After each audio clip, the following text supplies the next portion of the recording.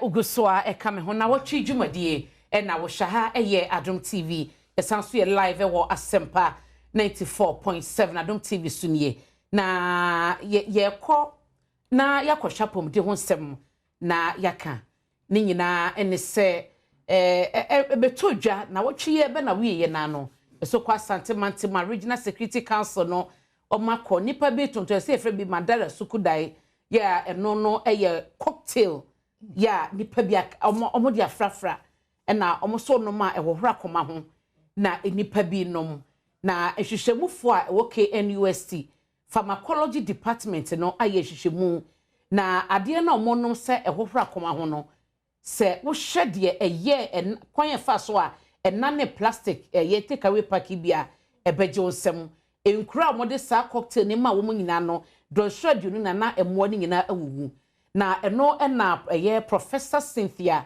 Amani omo na wo pharmacology department o KNUST omo hwehwemu omo ye wie no omo ne nsɛmtwofo kasa ye videos wo ho a wo bɛhwɛ sedia concussion no enane niema na ye nom penyefo nso me ate se ene wo hwɛ Ghana ye dodo nipa be 90% ene wo chronic kidney anya sinto a omo nyina eda efidie so ye hwɛ wemra. Used rats for this experiment, and we gave different doses from low to medium and then high doses of the product to the group of rats in each cage, and within 24 hours all the rats died. The dead rats exhibited some uneasiness a few seconds after taking the concoction, which also melted plastic takeaway bowls.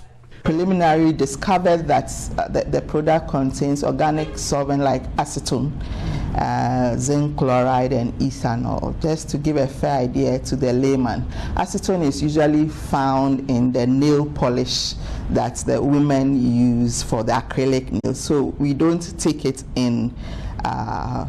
Then zinc chloride is also corrosive in terms of organic solvents and other things. So right on surface value, this is not something that should be consumed. It is corrosive and it will cause GI irritation and can result in serious damage to the liver and the kidneys. So to learn that people are consuming this is usually it's a great concern to us.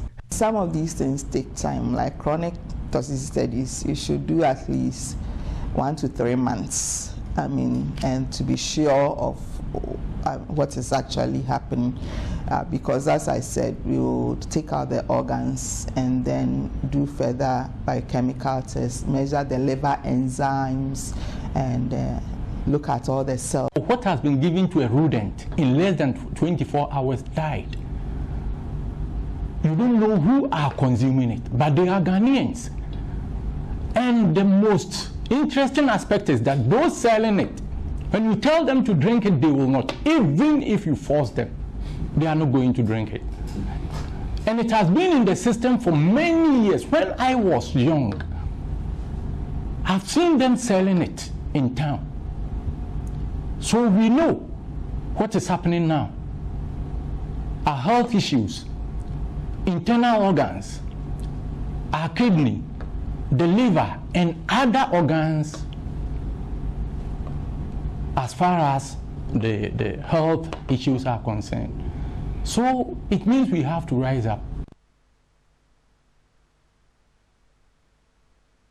Mpenyifo emienu a o share wo mo no ba ko Dr. Professor Mrs.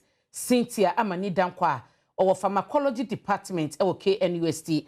Na penyin ba kwa woka ho no ye Alhaji Nje Abdallah Umar ono okwa Asante Mantima National Security Coordinator no oye na bedi akire to mo na mo koye hwehwe mo machi nipa nan yo mo tonton ne ma mo keka bom de ye sadie na emu komo na ye bedi no mehase wo Professor Titus Bayo ho esan se ono no oye medical doctor osanso ye pharmacologist nti de ye kan nyina no eye ne field a niema ya keka bom yesi ba ko bi kra acrylic ye nisa ye ade na wa acrylic mi se ano den no ni nyina bi wo cocktail mu a enkrofo enom doc diabanie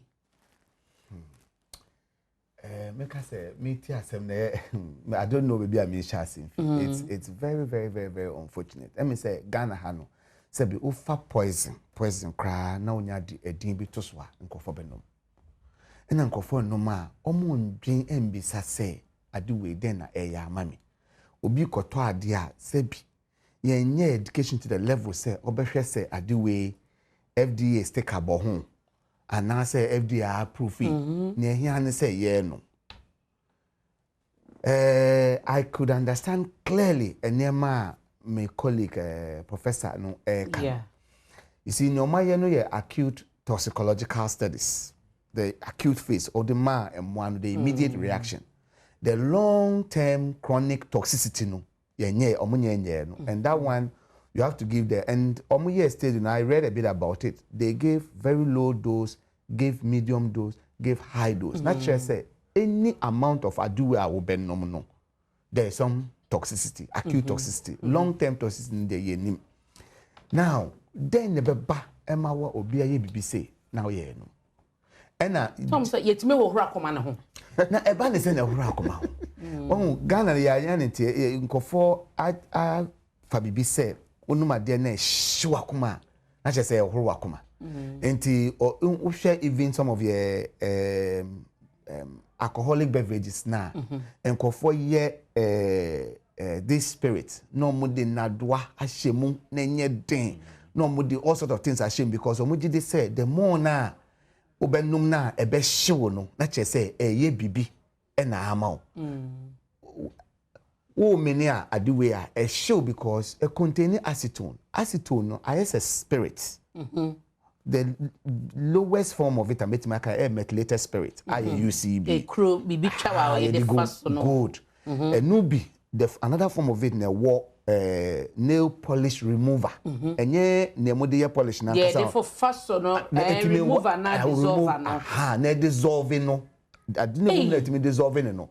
Enti wo no ma ba omis ebesho ene ne nkyere se wo hro akoma na ben wakoma mpo na ebedu akoma na the poison na ekọ wakoma wo chesa wo no ma anye se enam obo na ehyewo no ka koma no ye local language no ebi o na mo titwi ni ye mo moaye na mo esophagus no moaye ewo medical mu because ye wo boso ene wakoma ye fa na se nyina e baako but enye baako nti oboso no danchen akoma no so hye ne ba bi kura se bi nipa akoma ehye hase prof even kura no wo akoma na ketekete se nipa face pa to ade no kura na enko oboso o enam the track minimum no ne aduane famu no drobe na enam kokomo se enti ade ne show saa kowura oyemu a oyefu na nkasa esomo ehie enti saa ebebe no saa kosi ebe ko do oyemu na acid ne ne ma oyemu no afra ebia it may neutralize it, may make it worse ye nim what it will do, but that initial feeling na wonya no it doesn't in any way mean say e wohoro wakoma endu wakoma kra because answer na ebe tumi fi wo minimum efi oyemu akọ wakoma ho o kidney ana wo brebo ho no ebe wura wo moja mo ansa na moja edi akọ sa eho no mo na che say poison e wo mu toxins e wo mu no e na ekọ and that is ebi na eku emwa ya instantly and because human being may handle it a bit differently enti ebia enkun prekope so ubenum na high adrenaline. And some of these things ain't na ene. We share the profile of and never be to say kidney diseases that we Ghana ha. It's very different from the rest of the world. Kidney diseases that we Ghana ha is affecting a lot of middle-aged people.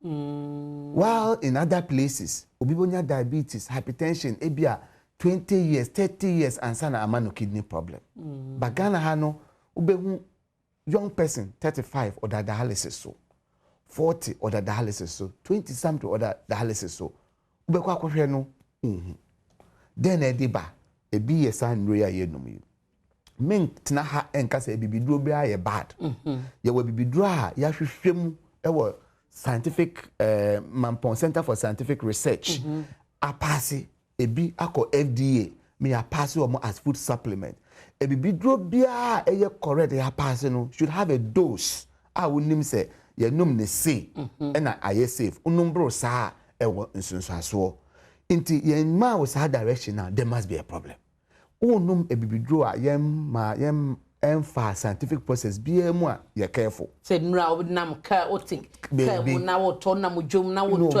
obi adia danse na untimi yemfa nipa danse nya asemo hwe institutions ya twa womka no ma ye research independent research o ma pass ade no wafa and because you are linking it to the kidney issues no make us say the leading causes of kidney problems were Ghana hano hypertension mojabroso esiche yare na painkillers and for enum no by heart painkiller normal painkiller ya prescribe so betimi anom no obi wo ho a de bi obeye adwuma pon bi age soko wi bi me mpese mebo ndodin but there were normal painkillers ye tonton para obi beko every day obi we para obi we brufen those painkillers ye no say e was safety level a wo fa eboa wo fa bros a e won sunsuaso so wa otie mi wo ye mechanic wo ye fitter wo ye laborer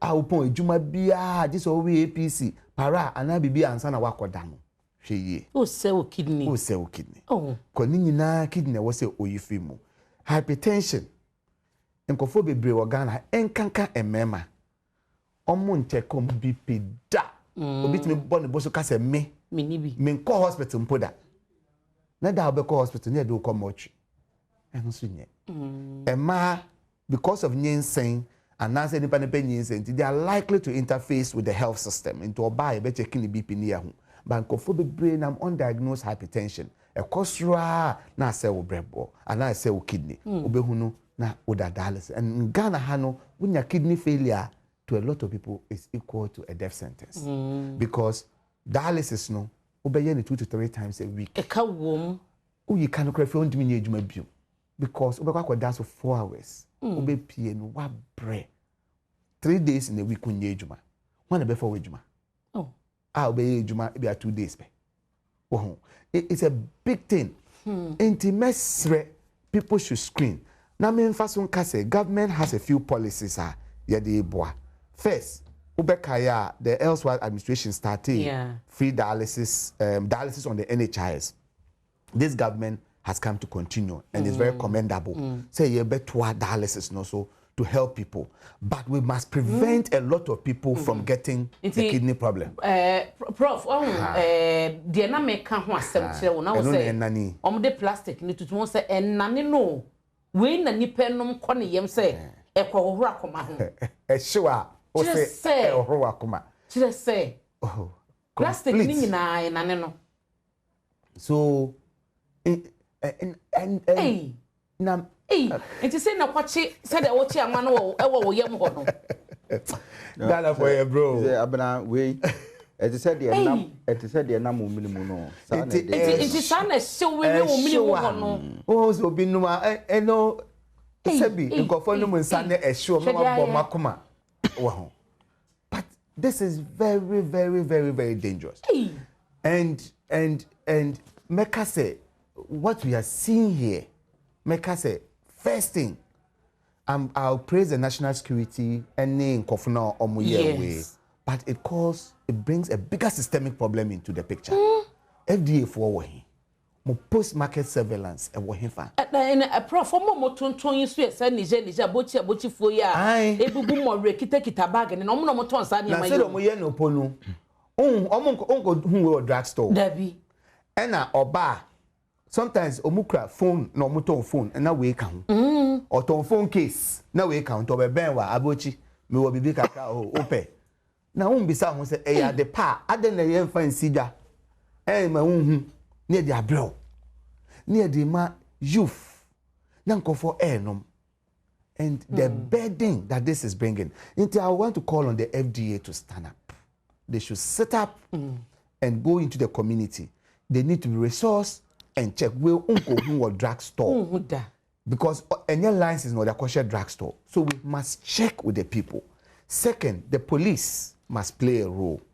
Then traditional authorities, we are assemblyman, we are one put them way koswa, try and bring it to the attention of the security agencies.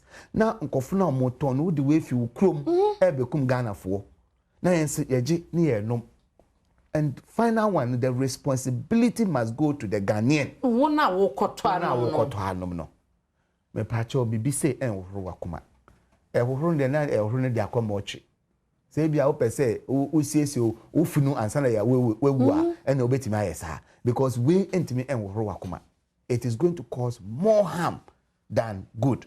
And then we pay so all unlicensed herbal concoctions, no. Let's be very careful. I will appeal to every single person. Let's be careful. And this thing, they will not even go and advertise it or any TV and radio. Because someone say, "Omuni FDA approval." Na doc, muna moja manyofo. Abanya ba abanko muni yeshamo ebano ya pomodin hon semwa. Government in failing yasoman. Men say government are failing. You see, here some level of public education. There is a bit of responsibility. Woni pananka saso and the government also near dia was say the government is trying, and I mentioned it successive government have tried, and every government comes to do its best about this. If you look at the dialysis it's been continuous. They started, we are continuing. We realized beyond the dialysis we have to do things like kidney transplant, cancer care nadi. Then we say let's bring Ghana Medical Trust. Near here to bit my son Kofasin na yetimi abwa with those things. But the final responsibility on Ankran. Okay. You must be conscious of what you are taking in. But when you no more to protect your kidneys. Nasa nyama we no mano enkofom. Esiche yare we obi a wojinso bebre emfa agro. Ko check if you say then ekoso. Obi so me dem no so bi an magenso, me no so bi an magenso. Something could be going wrong. And yes, Hanetie, Udanadu, sorry 6 times agenso. And you normal. Something may be going wrong. My check it. Then we can treat it. Because yes, if the disease burden is high, government be able to try. You can't fix it. This year, government has voted 34.7 billion Ghana cedis to the health sector alone. But it can't solve all the problems. So I was saying, no platform media. Let's educate people. It's very important.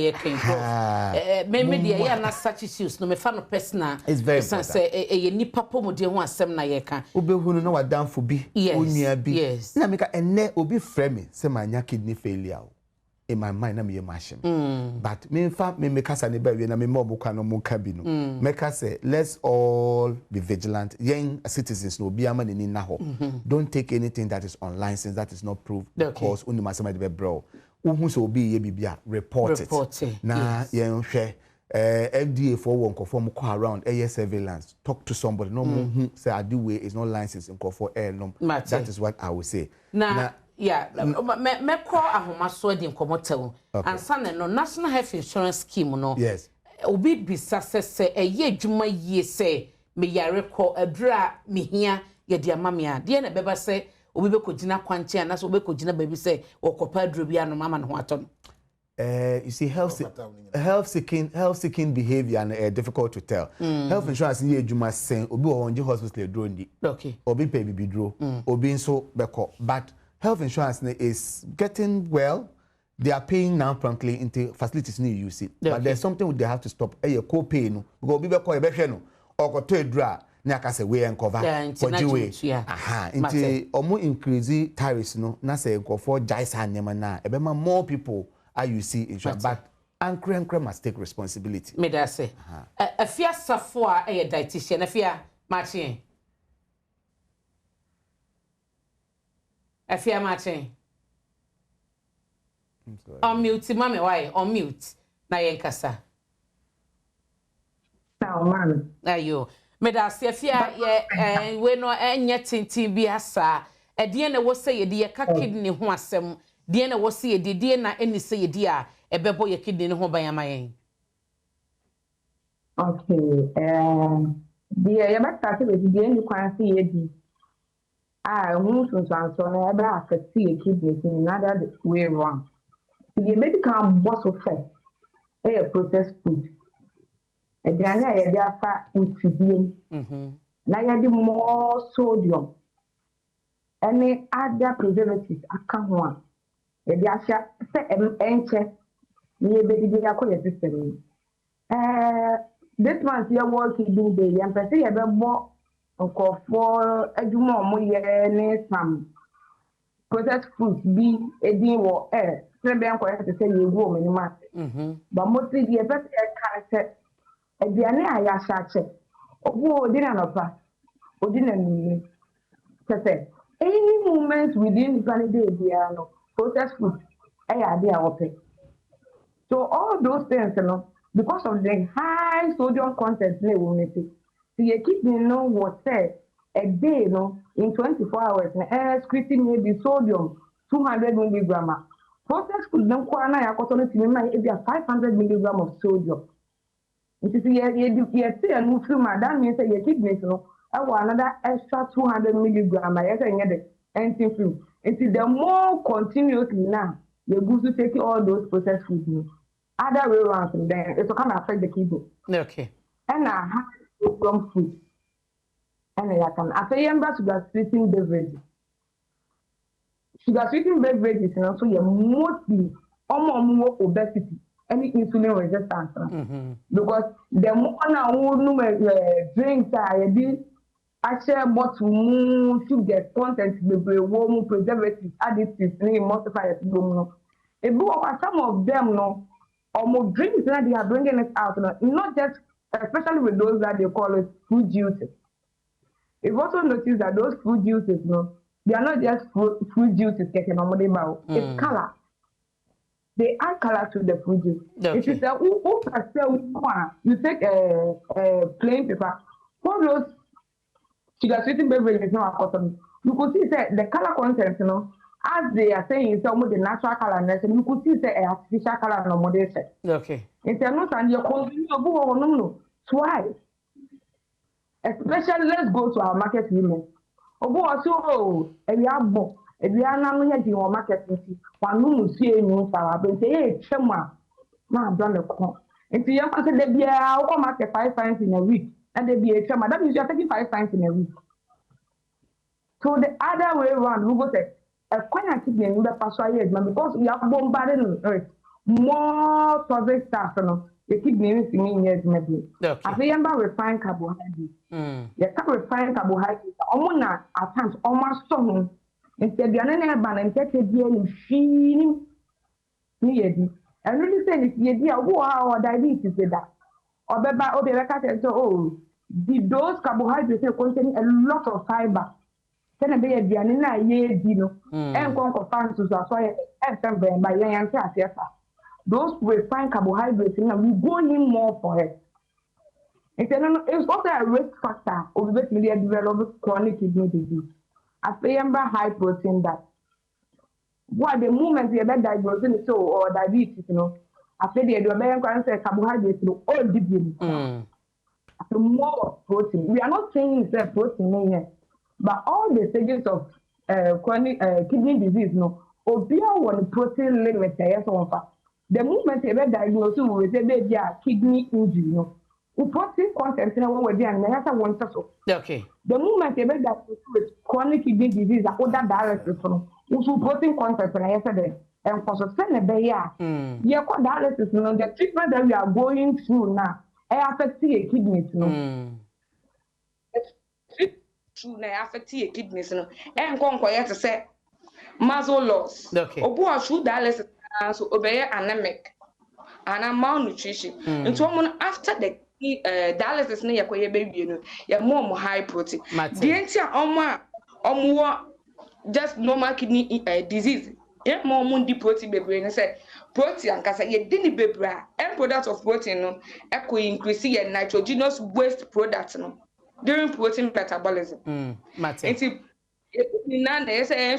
those nitrogenous waste and free your body move and doing some nimpy.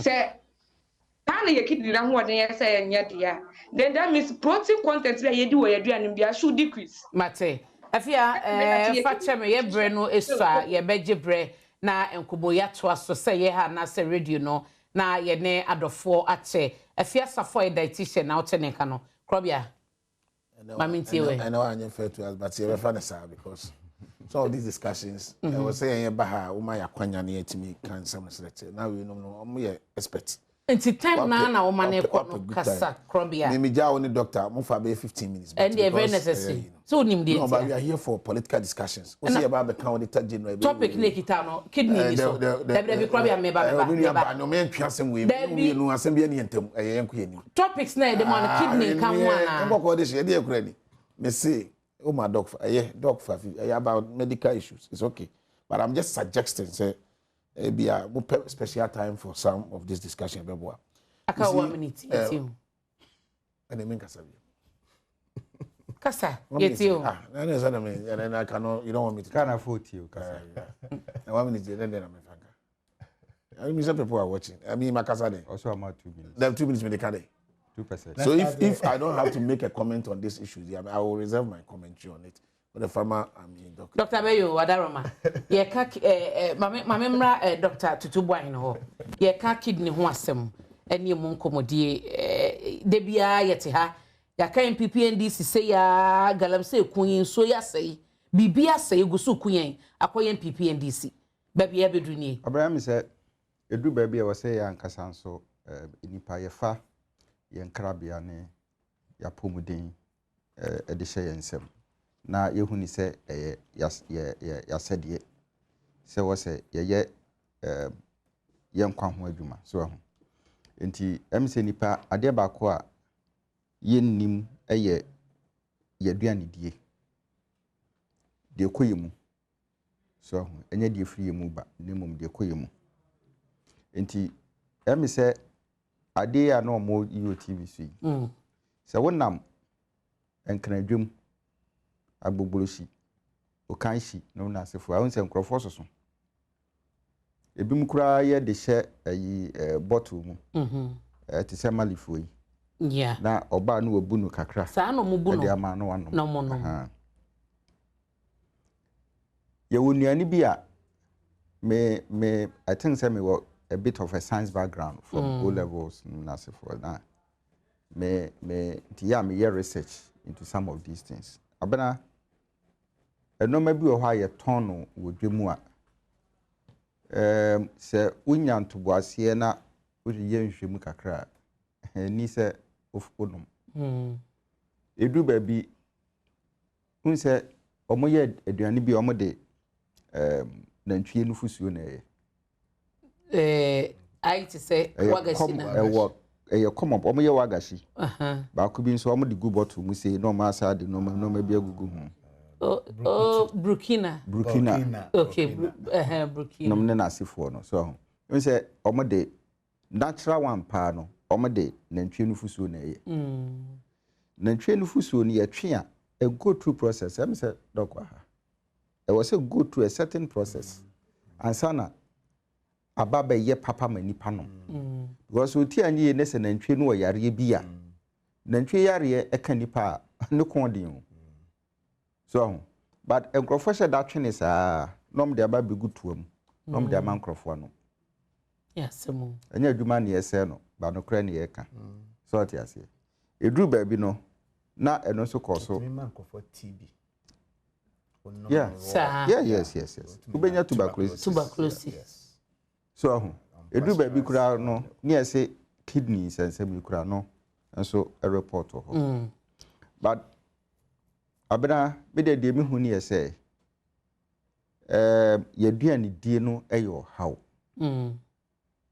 na kwabrane abono nsia nonso na fufuo si wanim osimi de me pede eposim na wudi bi exercise bi anim don hwere ba ko achi no akoda so ahu we increase your level of sugar okay and adredidie abana enye okay so ahu aduane a ye di a haban enhye da nim abana no so omunyu say enoma bi wo ho a e wose esesa no beyond that exercises eboa at least we dey wuntimi kura no memene da na akwase da bia won hyeda nko ba bia no nanti wompata mu won se tete no ye maame no ye papa apart from say no mko afumu a eye kwantenten no mo hyeda agebre wadidi awie no ho me kakra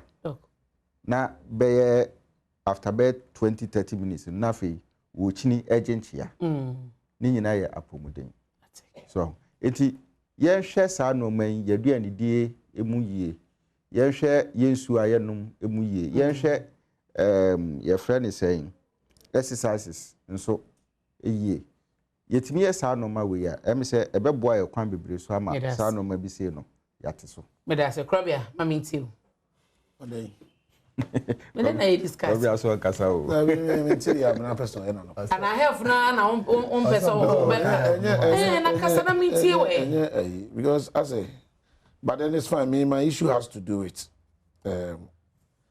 institutional and systemic failure. Because many prof sometimes young politicians here I know most of these agencies now they do away, they run away. They are free you be hold them accountable. But when OSHA an act establishing Food and Drugs Authority, the Public Health Act 2012, Act 851, it clearly places some responsibilities on them. But I mean, of all the responsibilities, a number of them, about 19 of them, near critical to me, the point 15 and point 16. The point 15 says they should test all FDA regulated products to ensure conformance to all relevant standards. And another one also talks about, the 16 talks about public education. The question is, maybe to the last time I'm a TV, I'm on FDA cry advert. But the veteran, these issues near the question president, near the question minister. Meanwhile, the CEO of FDA to Oshe the power dia associate honorable to the pay. Yes, the PRO officer or FDA obekono ya man the condition of service. E be a minister bisika. I'm telling you. So some of these public servants, politicians I mean, most of the times we are not able to hold them accountable. Because this is a state agency, clearly they have the mandate to protect many in so a benuma was by drama so and say benuma never maybe I could be a shisha. The way I Ghana for my ba one manantia consume shisha or my muhan home. O kono ko abna ne twimu si lu pie funu ne huni mu a I because say ye boku si and all of this has medical implications or issues. It affects our lungs, it affects our kidneys nearly. Who can say obi to say we are say o market but to what end say we be make sikana ade na wo ton I mean adverse health implications on the people. It's when an expert as a doctor I mean me journal because I know in the field I will be a lot of public education but maybe the end say abna let's hold FDA accountable. Ghana Standard Authority, Food and Drugs Authority. This is their mandate. And we must mention them. Yes. So FDA CEO, Chief Executive now who hit TV now somebody will say oh you're done with drugstore. You're done with drugstore and anything. What is their policy framework? It's a public education. Don't we the FDA officials they know. Security services, national security, national narcotic control board. Lawyer Chumberima. But I think it's about time maybe expanding on tentacle. Some of these things they will bring it under control. Okay. Because we are not safe. And what it means is me Juma, me tax ayetin. Sa Mahama Keo, health insurance, taxpayers. You see, can you refuse uncle for you? It will be maybe also victim. So it's something we must condemn. We are not the politics. Politics. I think the institutions must be up and doing. Why are they? Mudekasa. Professor Bayuti, ye canning in ano. Any padro draw best of 4 million na yakase, omonya kidney ya dear, a dialysis so as some man, dear na ye bit to me, I have was a phone. Na ye to me see and no be meka. So I may say yen starting fee near be siano nama e bimbeka ho. Nyemeka and then say everybody should try and check yourself. We are penny 25 years and above. At least visit the hospital and check your BP, check your sugar. 40 years and above as Bema dear. You should do your annual labs, including prostate. Now check. But I also know there's a policy in fact, aspect of it was being discussed. There's a primary care. Okay. There's always been a primary care in this country where, if you remember, there was some time in Sansarimo we were talking about people being checked on their birthday. The government is trying to formalize that into what we are calling the free primary health care. And the concept is that every Ghanaian or Ghana should be able to go for screening. So the health insurance in for screening. Yeah. So we think that we should go to the screening, prevention rather than health promotion and cost more and all can. By the Public Health Act, some people are charged to do all of this. And in fact, because we may not have time to talk about the other issues, a lot of Nema costs were Ghana. The technocrats and bureaucrats are the people we should be holding responsible. And they know that you can always prepare the politician nicely and hang him. On our thing, you talked about the corruption that has taken place, which you may never be able to get a time.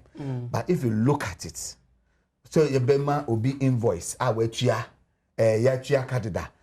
what's I prepare another invoice? When they prepare our invoice, no. Okay. When they sign it, when they approve it, but at the end of the day, you do have question minister be a no war. Matter prof. So that one, then I don't know. My last thing I'll say is this recruitment scam. Just let me make my last. If I don't get any time, 1 minute. 1 minute. No, me. I will just need 1 minute. 1 minute in here because there are lessons. There are lessons to learn. 1. There are lessons to learn. Yes, dog can now the online recruitment poses challenge. Concluding on that, just a second. I think politicians should also be guided. Yeah, that's it. Wadaroma, you do ebesie wa ha. Na watchi dwumadie na wotie ha ya Adom TV Asempa 94.7 penyifa me no muhia ye Dr. Bernard Tutuboan ye political marketer Professor Titus Beyo ewo oye MP ewo Lambusi constituency na George Krobia Sante ye deputy communications officer NPP communications director NPP na security analyst Samon na apia dia mejeso ene Abena Pokuwa renie anope mada wasese ojebre ehweme na woche se na yebesa hia bi yakra